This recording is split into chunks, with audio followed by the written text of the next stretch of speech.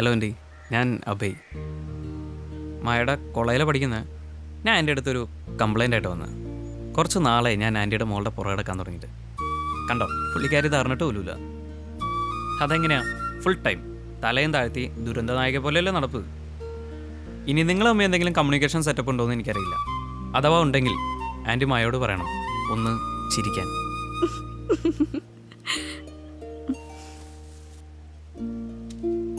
മായ മായ ഞാൻ പറഞ്ഞെല്ലാം സത്യമാണ്. കുറച്ച് നാളെ ഞാൻ തൻ്റെ പുറകെ കിടക്കാൻ തുടങ്ങിയിട്ട്.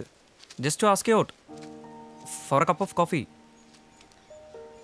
നല്ല സമയവും സ്ഥലവും കിട്ടാൻ കാത്തിരിക്കുകയായിരുന്നു. സമയത്തിൻ്റെ കാര്യം എനിക്കറിയില്ല, പക്ഷേ ഇതിലും പെർഫെക്റ്റായൊരു സ്ഥലം കിട്ടുമെന്ന് എനിക്ക് തോന്നുന്നില്ല. ഞാൻ ഈ ചോദിക്കുന്നത് മായയുടെ അമ്മയുടെ മുന്നിൽ വെച്ചാ.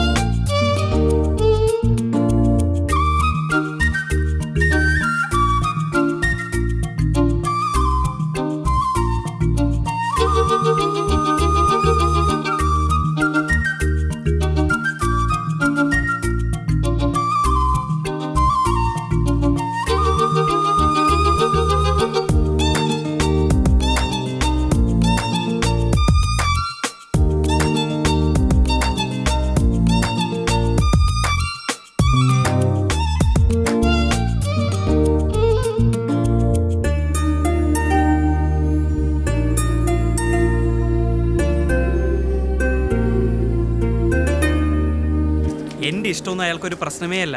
ആ പെണ്ണിനെ ഞാൻ കെട്ടിയില്ലെങ്കിൽ അയാൾ എന്നെ കൊല്ലും. ഞാൻ പറയുന്നു കേക്ക്. എനിക്ക് ആ പെണ്ണ് ഇഷ്ടമായിട്ടല്ല. വാവ്, ഇതുപോലെ വനിതയിലോ മംഗളത്തിലോ അയച്ചൂടെ? നല്ല അസല് പൈങ്കിളിയാ.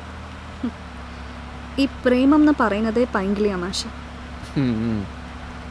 പക്ഷേ ഇങ്ങനത്തെ പൈങ്കിളി മാറ്റേഴ്സിനും സൂയിസൈഡ് ചെയ്യുന്നവർ നമ്മുടെ നാട്ടിലുണ്ടല്ലോ എന്ന് ഓർക്കുമ്പോഴാണ് കഷ്ടം തോന്നുന്നത്.